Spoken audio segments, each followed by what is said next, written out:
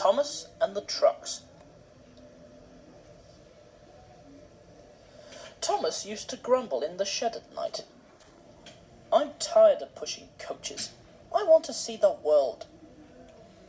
The others didn't take much notice, for Thomas was a little engine with a long tongue.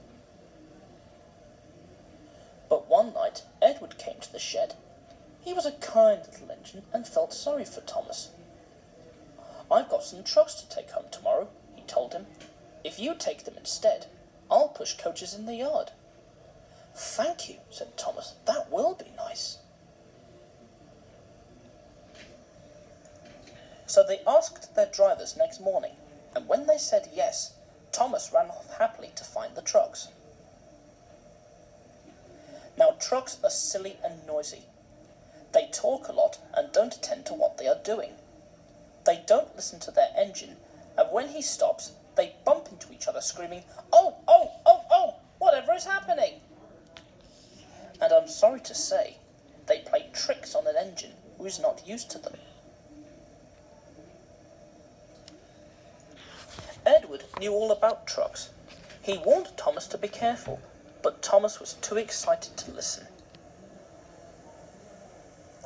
The shunter fastened the coupling, and when the signal dropped, Thomas was ready. The guard blew his whistle. "Peep, peep," answered Thomas, and started off. But the trucks weren't ready.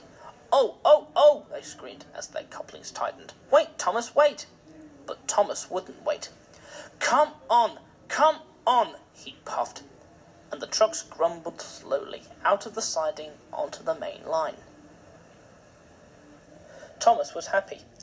Come along, he puffed. All right, don't fuss, grumbled the trucks. They clattered through stations and rumbled over bridges. Thomas whistled, "Peep, peep," and they rushed through the tunnel in which Henry had been shut up. Then they came to the top of the hill where Gordon had stuck. "Steady now, steady," warned the driver, and he shut off steam and began to put on the brakes.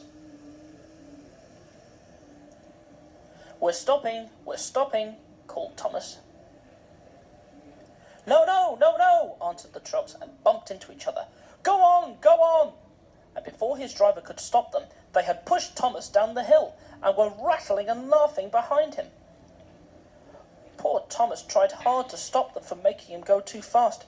Stop pushing, he hissed, but the trucks would not stop. Go on, they giggled in their silly way. He was glad when they got to the bottom. Then he saw in front the place where they had to stop. Oh dear, what shall I do? They rattled through the station, and luckily the line was clear as they swerved into the goods yard. Ooh! Groaned Thomas as his brakes held fast and he skidded along the rails. I must stop! And he shut his eyes tight. When he opened them, he saw that he had stopped just in front of the buffers. And there watching him was the fat director. What are you doing here, Thomas? He asked sternly. I brought Edward's trucks, Thomas answered. Why did you come so fast? I didn't mean to. I was pushed, said Thomas sadly. Haven't you pulled trucks before? No. Then you've a lot to learn about trucks, little Thomas. They are silly things and must be kept in their place.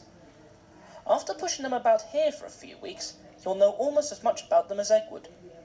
Then you'll be a really useful engine.